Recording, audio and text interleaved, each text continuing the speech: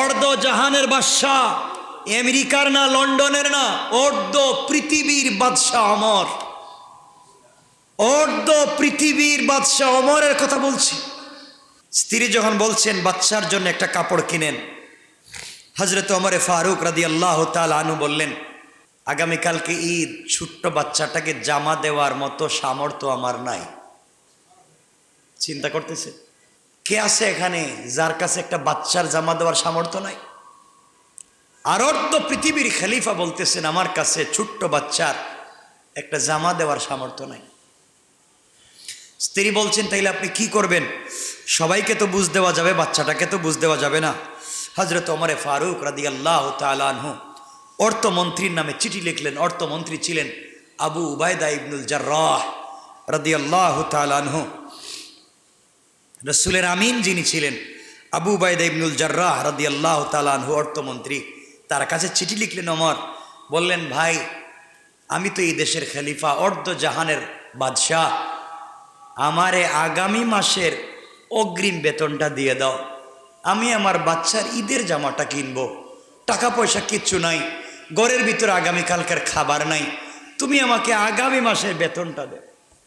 চিন্তা করতেছেন নি আপনারা? আজকে আমরা কোথায়? কেন তারা দুনিয়ায় থেকে জান্নাত ক্রয় করেছে? কেন তারা চক্ষু বন্ধ করলে সব দেখতেন? কেন তাদের হাতের কাছে পুরা পৃথিবী কাঁপত? একমাত্র তাদের কাছে ছিল আমানতদারি। হযরতে ওমর ফারুক রাদিয়াল্লাহু তাআলা আনহু আবু উবায়দা ইবনুল জাররাহর কাছে চিঠি দিলেন। আমার মুসলমান বন্ধুগণ, গভীর মনোযোগ। আবু উবায়দা ইবনুল জাররাহ রাদিয়াল্লাহু তাআলা আনহু অর্ধ জাহানের খলিফা, মুসলিম মিল্লাতের খলিফা, খলিফাতুল মুসলিমিন আমিরুল মুমিনিন হযরত ওমর ফারুক রাদিয়াল্লাহু তাআলা আনহু, যার একটা আঙ্গুল হেলনে অর্ধ পৃথিবী শাসন হয়ে যেত, যিনি রাস্তা দিয়ে গেলে শয়তান পর্যন্ত রাস্তা চেঞ্জ করে দেয়, যার সামনে পারস্য নতজানু হয়ে বসে যেত, যার সামনে দুনিয়ার কোনো ক্ষমতা পর্যন্ত কাজ করত না, এই হযরত ওমর চিঠি লিখে পাঠাইয়া দিলেন। আর চিঠিটা আবু উবায়দা ইবনুল জাররাহ অর্থমন্ত্রীর কাজ পর্যন্ত পৌঁছে গেল। চিঠি খুললেন, তিনি পড়তে লাগলেন, আর তিনি দেখলেন খলিফাতুল মুসলিমিন বলছেন 1 মাসের বেতন চাই। আবু উবায়দা ইবনুল জাররাহ যায় নামাজ বিছাইয়া দিলেন, হাউমাউ করে কাঁদতে লাগলেন আর বলেন, আল্লাহ, তুমি আমাদেরকে এমন একজন খলিফা দিয়েছো, যেই খলিফার একটা আঙ্গুলের ইশারায় গোটা দুনিয়ার অর্ধেক পর্যন্ত চলে আল্লাহ, কিন্তু সেই খলিফার ঘরে আগামী কালকে ঈদের দিনের খাবার নাই। খলিফা আমার কাছে চিঠি দিয়েছেন আগামী 1 মাসের বেতন দেওয়ার জন্যে। আমিন কার নাম চিন্তা করেন, আমানতদার কার নাম চিন্তা করেন? আবু উবায়দা ইবনুল জাররাহ রাদিয়াল্লাহু তাআলা আনহু খলিফাতুল মুসলিমিন, অর্ধ জাহানের খলিফা হযরতে ওমরকে আগামী অগ্রিম 1 মাসের বেতন দিলেন না। 1 মাসের বেতন দিলেন না। চিঠির উল্টা পৃষ্ঠায় তিনি লিখে দিলেন, খলিফাতুল মুসলিমিন, আপনি আমার সালাম গ্রহণ করবেন, বেয়াদবি মাফ করবেন, আপনি এই পৃথিবীর অর্ধেকের খলিফা, আর আমি সাধারণ অর্থমন্ত্রী, আমি বাইতুল মাল দেখাশোনা করি। আপনি আমার কাছে আগামী 1 মাসের বেতনের আবদার করেছেন। আপনি যদি গোটা বাইতুল মাল চান আমি দিতে বাধ্য, কিন্তু আপনি আগামী 1 মাসের বেতন চাইলেন অগ্রিম। আপনার কাছে আমি 2টা জিনিস জানতে চাই, এই 2 জিনিসের ফয়সালা যদি আপনি দিতে পারেন, আমি আপনাকে আগামী মাসের বেতন দিব, নচেত আপনি খলিফাতুল মুসলিমিন হতে পারেন, আমি আবু উবায়দা আপনাকে আগামী মাসের বেতন দিতে পারবো না। আল্লাহু আকবার! কে আমানতদারি! চিঠির উল্টা পৃষ্ঠায় লিখে দিলেন, খলিফাতুল মুসলিমিন 1 নম্বর জানতে চাই, আপনি আগামী মাসের বেতন অগ্রিম চাইছেন, আগামী মাসের বেতন যেন আমি আপনাকে দিয়া দিই। আমি জানতে চাই খলিফাতুল মুসলিমিন আগামী মাস পর্যন্ত আপনি বেঁচে থাকবেন কিনা। আপনি যে আমার কাছে অগ্রিম বেতন চাইলেন, আগামী মাস পর্যন্ত আপনার হায়াত আছে কিনা আপনি জানেন নাকি? আপনি যদি আগামী মাস পর্যন্ত বাঁচবেন এটা জানতে না পারেন, তাইলে কেমনে আপনি আগামী মাসের বেতন আমার কাছ থেকে নেবেন? কিয়ামতের দিন রাষ্ট্রের কাছ থেকে যে 1 মাসের বেতন নিলেন কি জবাব দিবেন? আল্লাহু আকবার বলেন। ও খলিফা, আপনার কাছে আমি 2 নম্বর প্রশ্ন রাখতে চাই। 2 নম্বর আমি জানতে চাই, আপনি যদি আগামী 1 মাস বেঁচে যান, আপনাকে আগামী 1 মাস এই দেশের জনগণ আপনাকে যে খিলাফতের দায়িত্বে রাখবে এর কি গ্যারান্টি আছে? আগামী মাসে এই দেশের জনগণ, এই পৃথিবীর নাগরিক আপনাকে যে খলিফা রাখবে তা আপনি কেমনে বুঝলেন? হয়তো আগামীকালকে এই দেশের জনগণ আপনাকে ক্ষমতা থেকে নামাইয়া দিতে পারে। আপনি কেমনে আগামী 1 মাসের বেতন চাইলেন?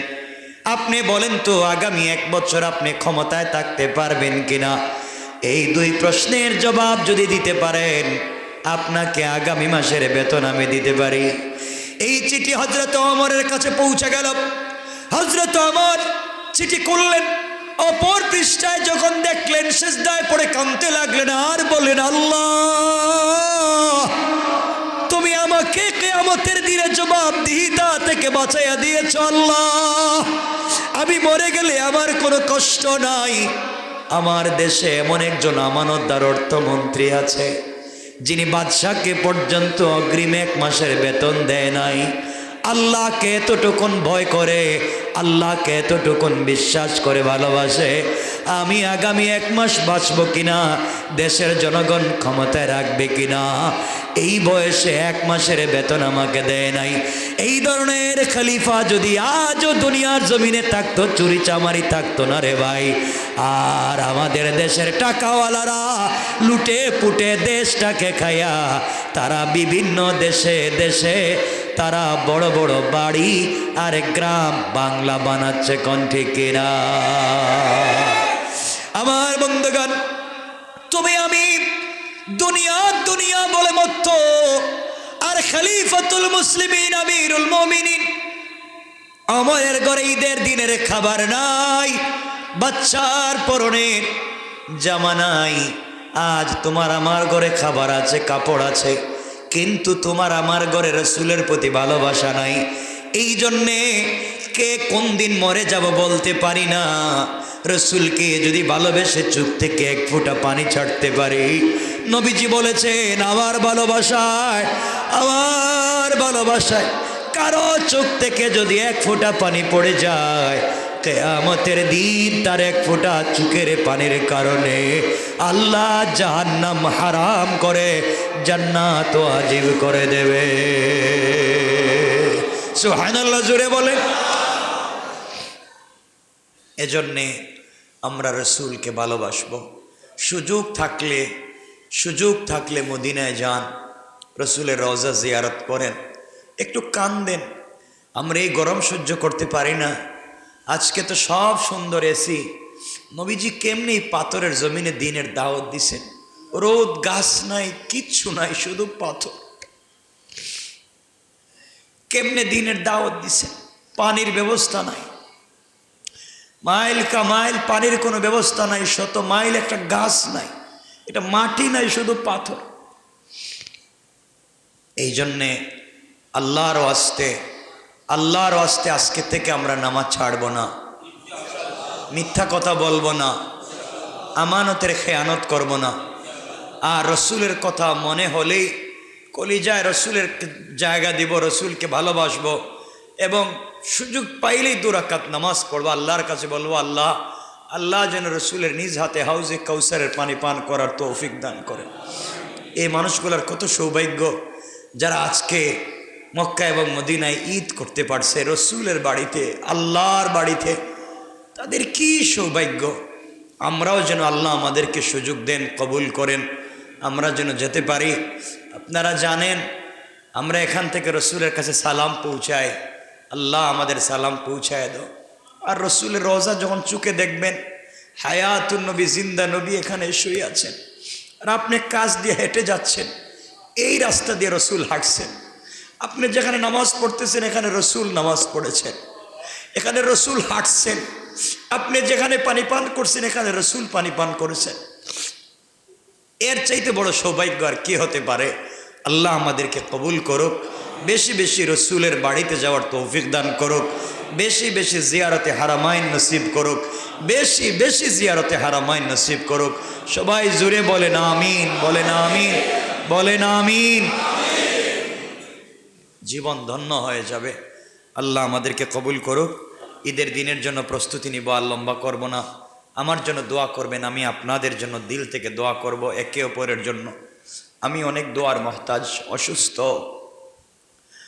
দুনিয়ার অনেক ঝামেলায়ও থাকি। আল্লাহ যেন ঝামেলা থেকে মুক্ত করে। আর আপনাদের জন্য দোয়া করি। মক্কায় যতবার দোয়া করছি আপনাদের কথা মনে পড়ছে, মদিনায় দোয়া করছি, রসুলের রোজে সালাম পৌঁছে দিয়েছি। আমার জন্য দোয়া করবেন, আল্লাহ যেন আমাকে ইমানের উপরে রাখে, ইখলাস এবং আমানতদারির উপরে রাখে। সবার জন্য দোয়া করবো ইনশাআল্লাহ, ইনশাআল্লাহ। সবার জন্য দোয়া। আজকে হতে পারে আজকের এই জুমা, আজকের এই দিন, জানি না কার আর নাও আসতে পারে। এজন্য আমিও দোয়া চাই সবার জন্য, যারা আমাকে ভালোবাসেন, যারা আমাকে চিনেন জানেন, আমিও যাদেরকে চিনি জানি, সবার জন্য দোয়া। আল্লাহুম্মা সাল্লি আলা মুহাম্মদ ওয়া আলা আলি মুহাম্মদ।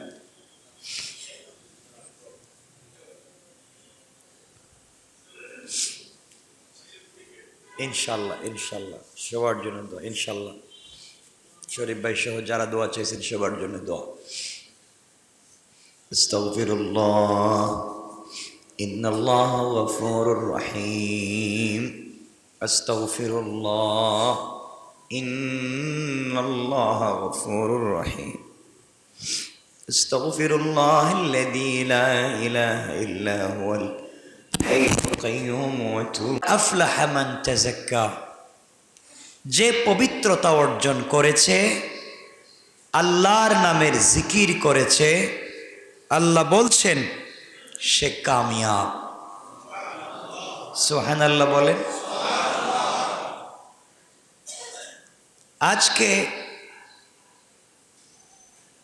আমরা যদি আল্লাহর নামের জিকির করতে পারি, আল্লাহর নাম স্মরণ রাখতে পারি, পবিত্রতা অর্জন করতে পারি রোজার মাধ্যমে, আল্লাহ বলেছেন এরা কামিয়াব, এরা সফল কাম। রমজান এসেছে, আমরা রোজা রেখেছি, 5 ওয়াক্ত নামাজ পড়েছি, তারাউয়েহের নামাজ পড়েছি, সবাই চেষ্টা করেছি তাহাজ্জুদের সালাতের জন্য। অনেকেই পারেন নাই, অনেকে পারছেন।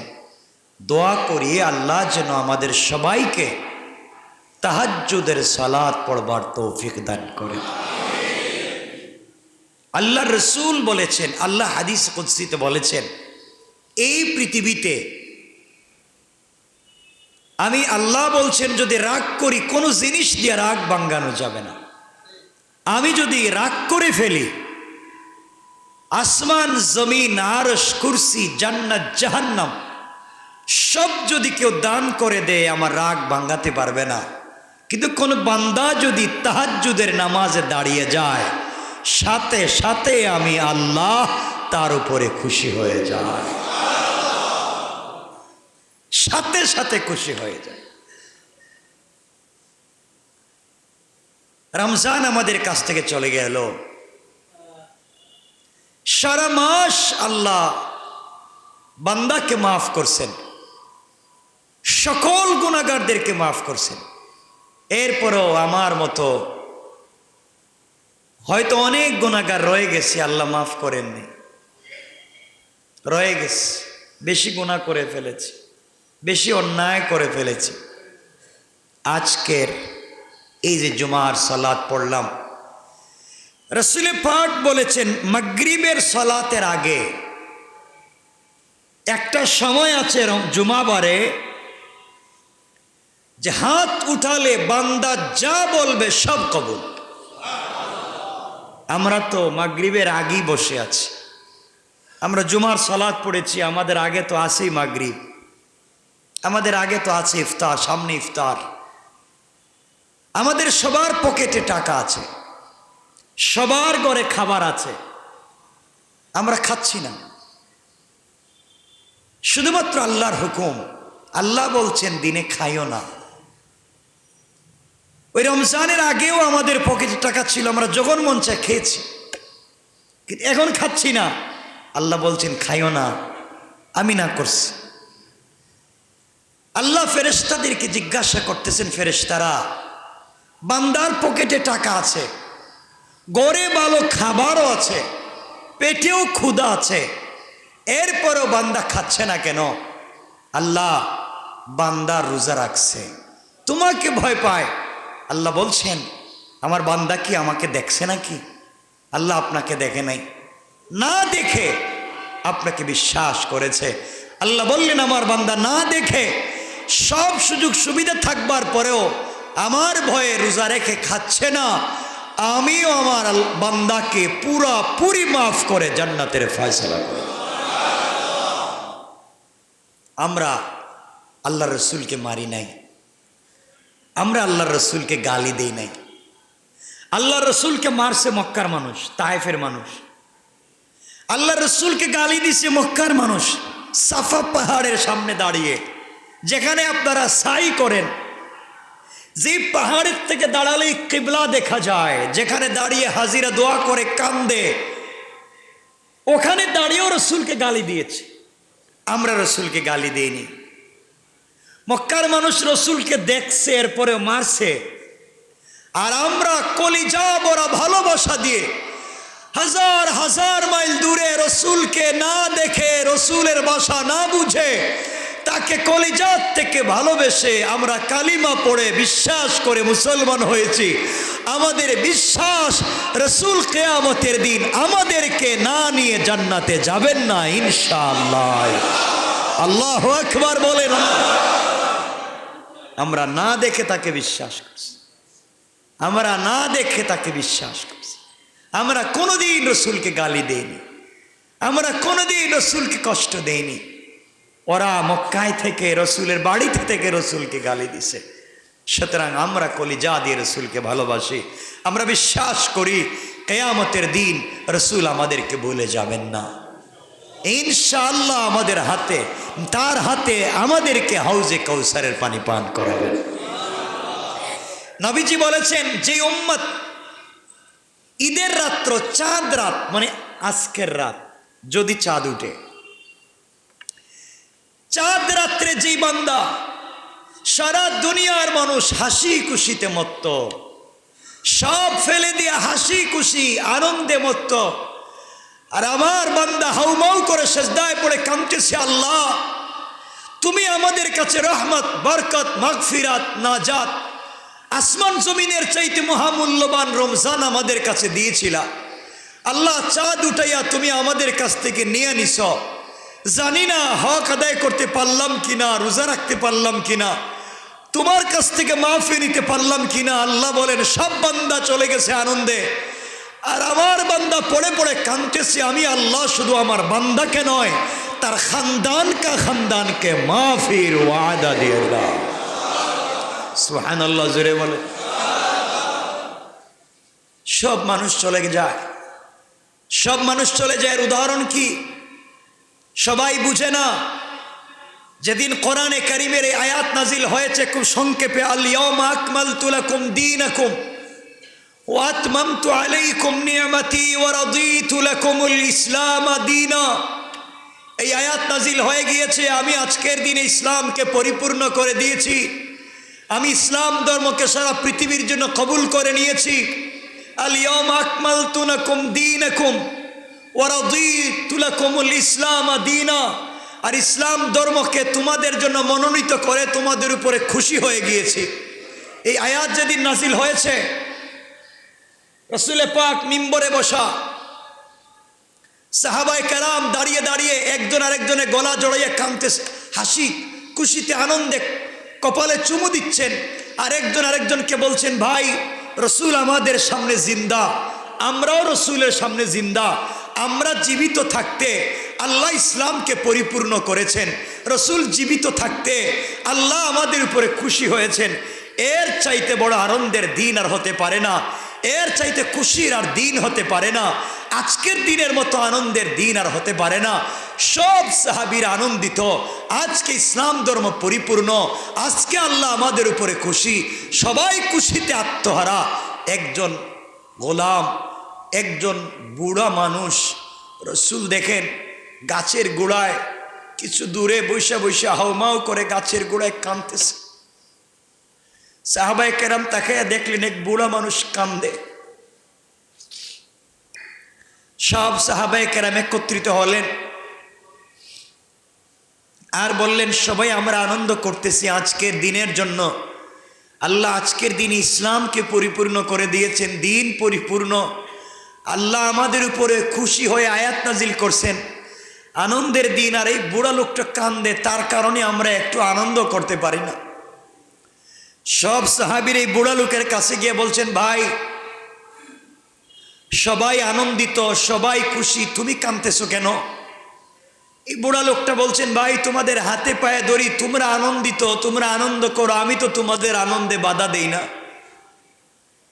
কিন্তু তোমরা আমারে কাঁদতে দেও, তোমরা আমার কাদায় বাধা দিও না, তোমরা খুশি করো, আনন্দ করো, আমাকে কাঁদতে দাও। সকল সাহাবায়ে কেরাম বলছেন, না, আজকের দিন তো কান্নার দিন না, নবীজি কান্নার কোনো কথাই বলেন নাই, আজকে হাসির দিন। হয়তো তুমি আমাদের সাথে আনন্দ করো, আর না হয় তুমি কেন কান্না করো সেটা আমাদেরকে বলো। তিনি বলতে লাগলেন, ভাই তোমরা জানো না, আজকের দিনে আল্লাহ বলেছেন ইসলাম ধর্মকে পরিপূর্ণ করেছেন, তিনি আমাদের উপরে খুশি হয়েছেন, আজকের দিনের মতো কষ্টের দিন আমার আর নাই। সাহাবায়ে কেরাম বলছেন, কেন কষ্টের দিন নাই? তিনি বললেন, ভাই তোমরা জানো না, আজকের এই আয়াত নাজিলের মাধ্যমে আল্লাহ তাআলা বুঝাতে চাইলেন তার রসুলকে আর দুনিয়ায় রাখবেন না, তিনি তার হাবিবকে দুনিয়ার থেকে উঠিয়ে নিয়ে যাবেন। কারণ কোনো মালিক যখন কোনো ঠিকাদারকে, কোনো মিস্ত্রিকে একটা বিল্ডিং বানাবার জন্য দেয়, ঠিকাদার যখন বিল্ডিং পরিপূর্ণ করে দেয়, মিস্ত্রি পরিপূর্ণ করে বিল্ডিং তৈরি করে দেয়, তখন মালিক টাকা পয়সা দিয়ে বিদায় করে দেয়, আর মিস্ত্রিকে রাখে না, ঠিকাদারকে রাখে না, কারণ কাজ শেষ হয়ে গিয়েছে, তুমি চলে যাও। ও সাহাবীরা, তোমরা আনন্দিত হচ্ছ, আজকের দিনে আল্লাহ ইসলাম ধর্মকে পরিপূর্ণ করেছেন, তিনি আমাদের উপরে খুশি হয়েছেন। তাহলে রসুলে পাককে তো আল্লাহ পাঠিয়েছিলেন এই ইসলাম ধর্মকে পরিপূর্ণ করার জন্য। ইসলাম ধর্ম যেহেতু পরিপূর্ণ, তাইলে আল্লাহ রসুলকে বেশি দিন রাখবেন না। এই জন্যে আমি কাঁদতেছি, আর রসুলকে বেশি দিন পাবো না, আর রসুলের পিছনে নামাজ পড়তে পারবো না, আর ঘর থেকে বের হয়ে রসুলের চেহারা মুবারক দেখতে পারবো না, আর রসুলকে জড়িয়ে ধরতে পারবো না। সাহাবায়ে কেরাম বলছেন, সত্যি যদি তাই হয় তাইলে আমরা কেন আনন্দিত হব, আমরা রসুলের কাছে যাই। সকল সাহাবায়ে কেরাম রসুলের কাছে গেলেন, ইয়া রাসূলুল্লাহ, আজকের আয়াত নাজিলের মাধ্যমে কি আপনি আনুষ্ঠানিকভাবে দুনিয়া থেকে বিদায় নিচ্ছেন? নবীজি বলেন, এই কথা তো আমি বলি নাই, তোমাদেরকে কে বলছে? সাহাবায়ে কেরাম বলছেন, ইয়া রাসূলুল্লাহ, কেউ বলে নাই, এই যে গাছের গোড়ায় বসে বসে যে বৃদ্ধ লোকটা কাঁদতেছে, সে আমাদেরকে বলছে। নবীজি মিম্বরে উঠলেন, দাঁড়াইয়া দেখলেন, আর চিৎকার করে হাউমাউ করে কাঁদলেন, আর তাকাইয়া দেখলেন সে আর কেউ না, সে রসুলের কলিজার টুকরা সাহাবী হযরতে আবু বকর। নবীজি বললেন, ও সাহাবীরা, তোমরা কেউ তো আমার ওয়াজ বুঝো নাই, এই এক বুড়াই আবু বকর বুঝছে। ইয়া আল্লাহ, দুনিয়ার জমিনের সকল মানুষ যে যেভাবে আমাকে ভালোবাসে, আমি সকল মানুষের ভালোবাসার প্রতিদান দিতে পেরেছি, আল্লাহ কিন্তু বুড়া আবু বকরের প্রতিদান দিতে পারলাম না। আল্লাহ, কিয়ামতের দিনে তুমি আমার আবু বকরকে আমার বন্ধু বানাইয়া দিও, ইন্তেকালের পরে যাকে আমার সঙ্গে দেখা করাইবা সর্বপ্রথম আবু বকরকে দেখা করাইয়া দিও, আর জান্নাতে সাথী আবু বকরকে বানাইয়া দিও, আমার কবরের সাথীও আবু বকরকে বানাইয়া দিও। আল্লাহু আকবার। নবীজি দোয়া করে দিলেন, নবীজি দোয়া করে দিলেন। এর নাম আবু বকর, এর নাম ভালোবাসা। এই জন্যে সবাই বুঝে না, আজ রমজান আমাদের কাছ থেকে বিদায় নিচ্ছে, দুহাত জোড় করে বলছি, ভাই সব থাকবে, একদিন এলাকার সব শিল্পপতির বাড়ি থাকবে, শিল্পপতি থাকবেন না। একদিন কুটিপতির বাড়ি থাকবে, কুটিপতি থাকবেন না। একদিন বড় জমিদারের ব্যবসা থাকবে, জমিদার থাকবেন না। একদিন আপনার সুন্দর সাজানো গুছানো বিল্ডিং থাকবে, আপনি থাকবেন না। আপনি যে ফ্ল্যাটে ঘুমান, আপনি যেই বিছানায় ঘুমান, আপনার বিছানা আগের মতোই থাকবে, আপনার গাড়ি আগের মতোই থাকবে। আপনার বিছানায় আরেকজন ঘুমাবে, আপনার গাড়ি আরেকজন ব্যবহার করবে, আপনার দোকানের চেয়ারে আরেকজন বসবে। সব আগের মতো থাকবে। থাকবো না শুধু তুমি আর আমি, তুমি আর আমি। এই জন্য আল্লাহর ওয়াস্তে আজকে সারা মাস চলে গিয়েছে, কিছু করতে পারলাম না। আজকে এখনো আমাদের কাছে বাকি আছে। আমরা যত বড় গুনাহগার হই, আল্লাহ তো ফেরাউনের দুয়ারেও কবুল করছেন। ফেরাউনও সারা দিন আল্লাহর সাথে নাফরমানি করছে, রাত্রবেলা জঙ্গলে গিয়ে কাঁদছে, আল্লাহ ফেরাউনের দুয়ারে কবুল করছেন। আল্লাহ বলছেন আজকের রাত্রে ফেরাউনের মতো গুনাহগারও যদি দোয়া চায়, আল্লাহ তাকে মাফ করে দিবেন। এজন্য আজকের রাত অনেক দামি রাত, ঈদের রাত, রমজানের শেষ রাত, অনেক দামি রাত।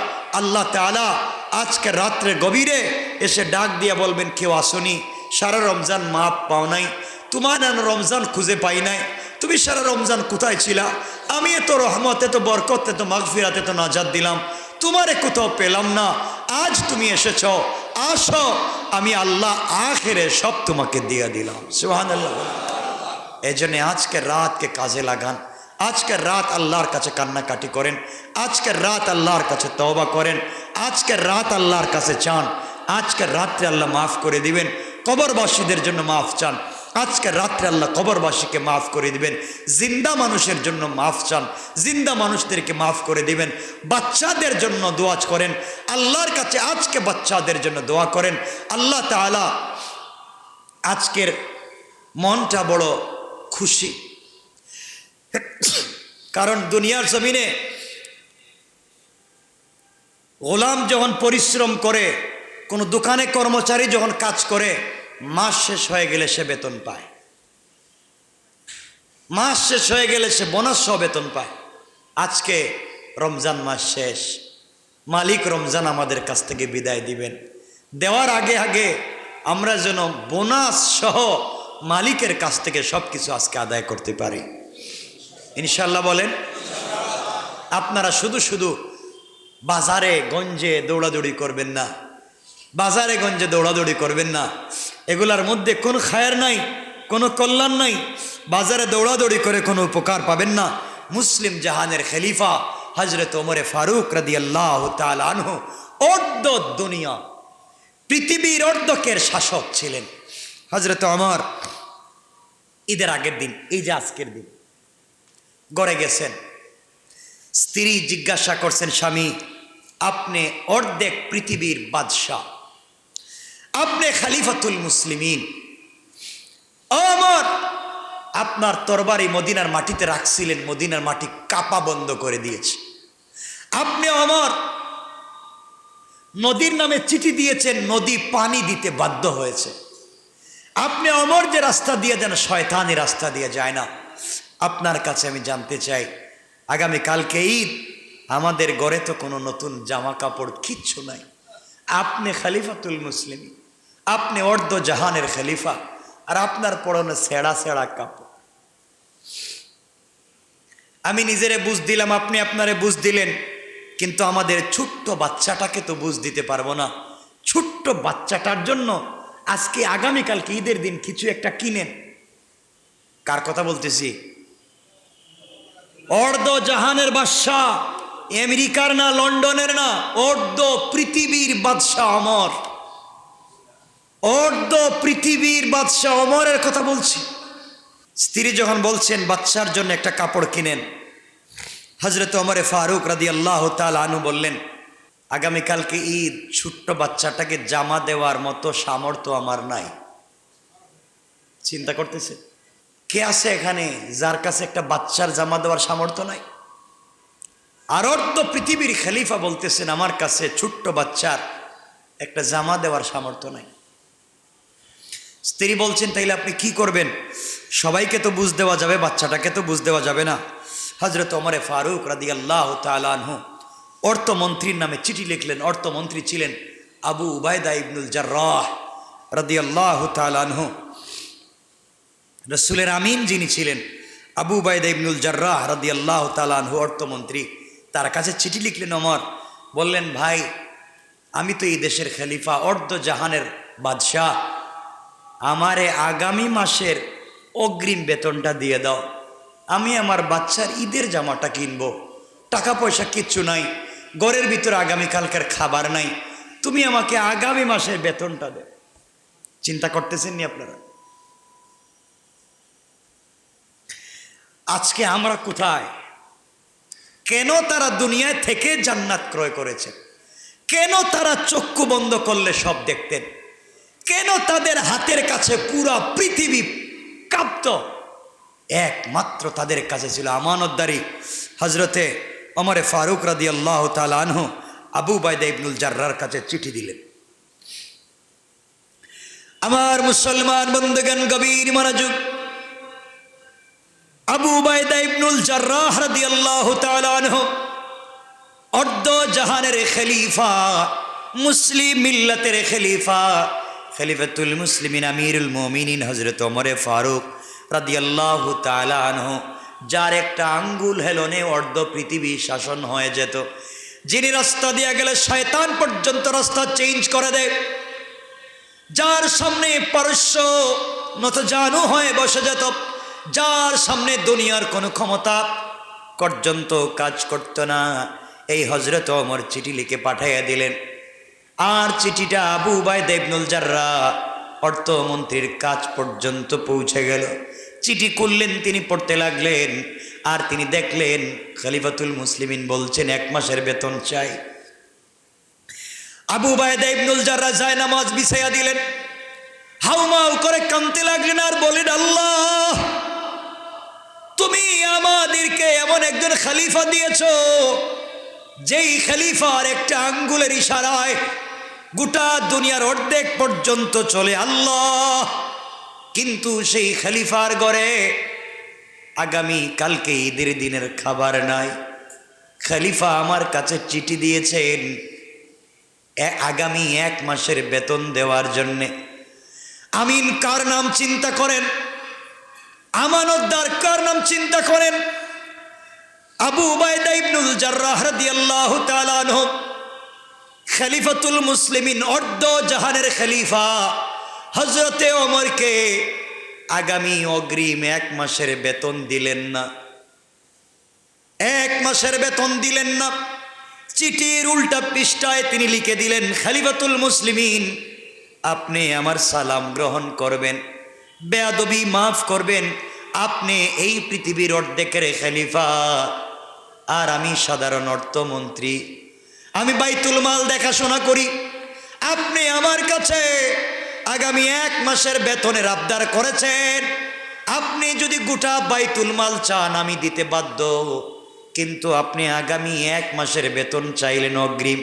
আপনার কাছে আমি 2টা জিনিস জানতে চাই, এই 2 জিনিসের ফয়সালা যদি আপনি দিতে পারেন আমি আপনাকে আগামী মাসের বেতন দিব, নচেত আপনি খলিফাতুল মুসলিমিন হতে পারেন, আমি আবু উবায়দা আপনাকে আগামী মাসের বেতন দিতে পারবো না।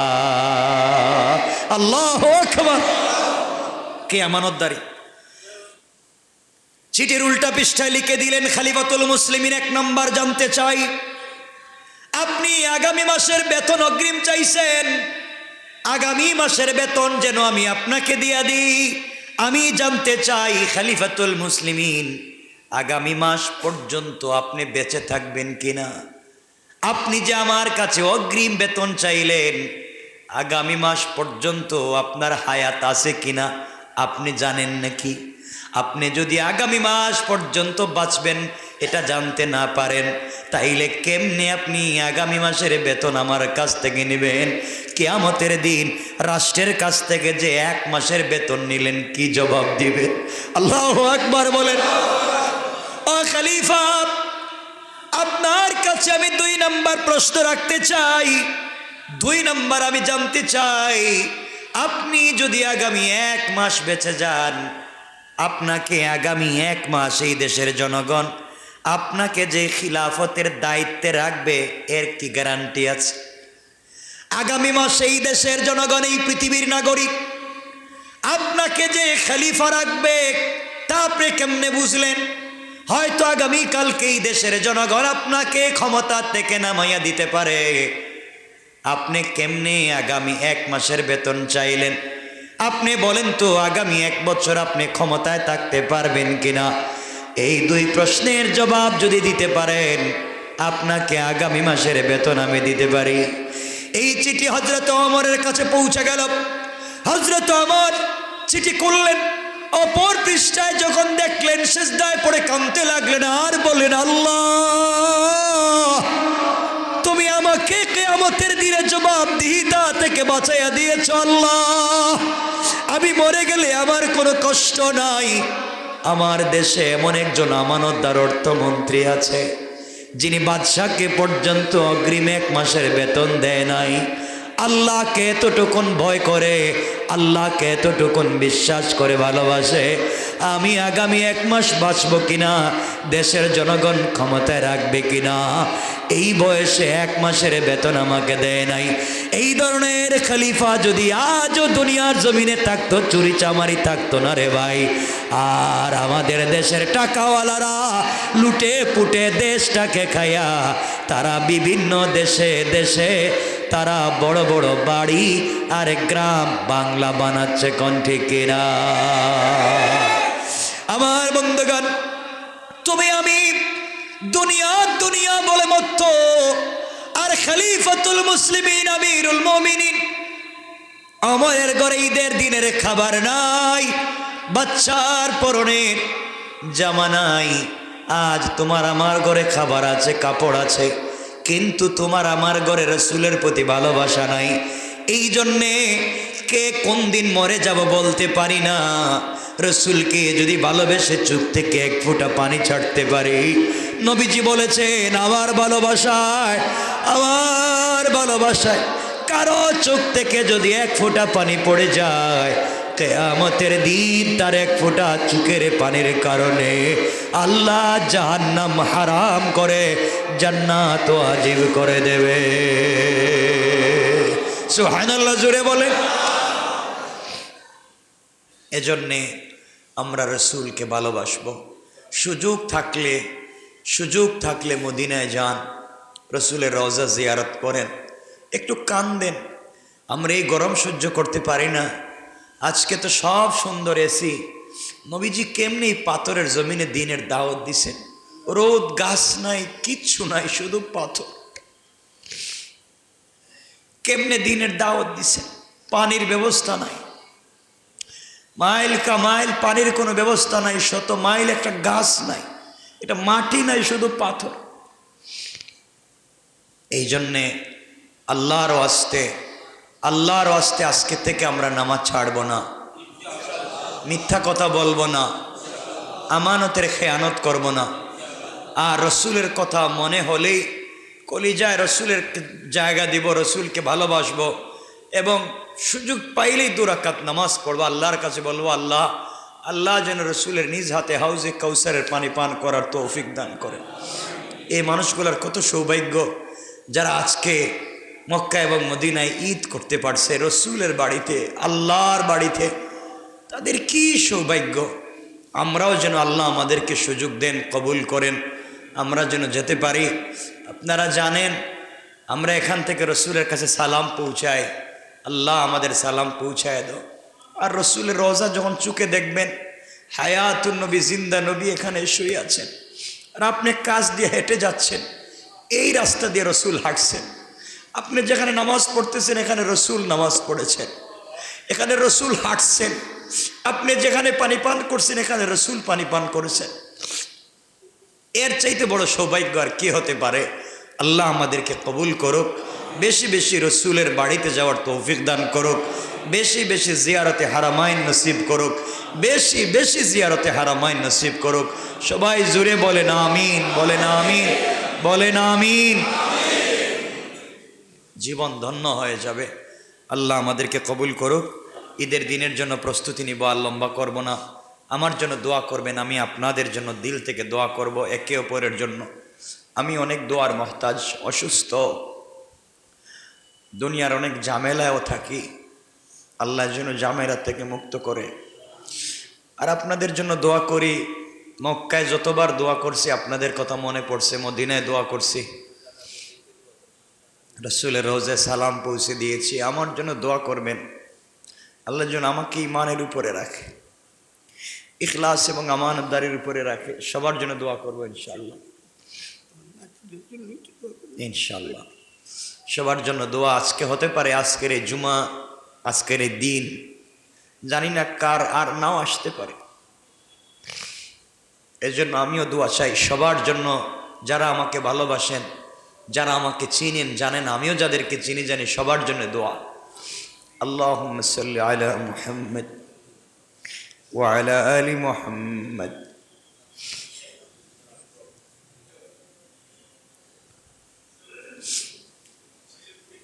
ইনশাআল্লাহ, ইনশাআল্লাহ সবার জন্য দোয়া ইনশাআল্লাহ। শরীফ ভাই সহ যারা দোয়া চাইছেন সবার জন্য দোয়া। আস্তাগফিরুল্লাহ ইন্নাল্লাহা গফুরুর রহিম। আস্তাগফিরুল্লাহ ইন্নাল্লাহা গফুরুর রহিম। আস্তাগফিরুল্লাহাল্লাযী লা ইলাহা ইল্লা হুয়াল হাইয়ুল কাইয়্যুম ওয়া আতুবু